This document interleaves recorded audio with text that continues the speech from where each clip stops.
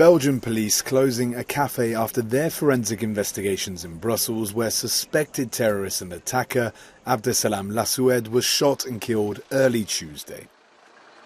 On the pavement, police markings where the bullet holes are still visible.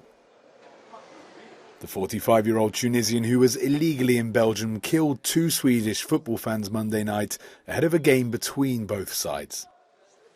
The neighbourhood was shocked by the events.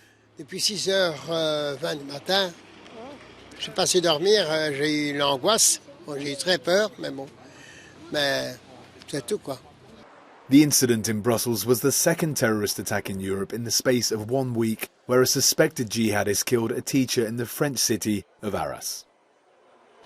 Brüsszel utcáin a hétfő esti támadás után jelenleg nyugalom van, de a feszültség érezhető, és nagyon sokan azt kérdezik maguktól, hogy a közel-keleti események után vajon Európa egy újabb terrorhullámmal néz-e majd szembe a közeljövőben. Terrorism expert Claude Moniquet tells Euronews that he fears for a fresh wave of terror attacks coming to Europe. Je pense qu'on allait avoir une vague de terrorisme dans le monde.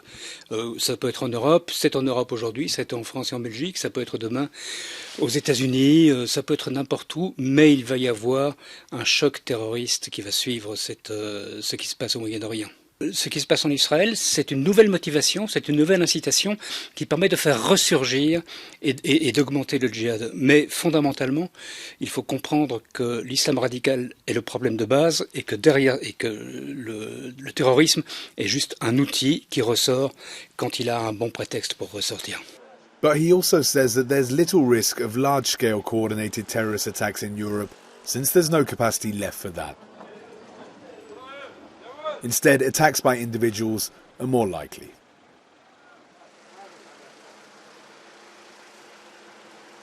Donc aujourd'hui, ce qu'on a, c'est plus des attentats individuels ou des attentats en toute petite cellule familiale ou amicale. Mogouchkov, l'homme qui a attaqué à Arras, travaillait avec sa famille, son petit frère, un cousin, son grand frère qui était déjà en prison. C'est ce genre de choses-là qu'on va voir, qu'on risque de voir, et c'est très difficile à contrer. Parce que les services de renseignement peuvent s'attaquer à un réseau, parce que dans un réseau, il faut communiquer, il faut téléphoner, il faut échanger des mails, il faut se rencontrer. Si vous travaillez à préparer un attentat avec votre frère, personne ne va le voir. Claude Moniquet says European governments should intensify their intelligence gathering and sharing over the next few weeks and months.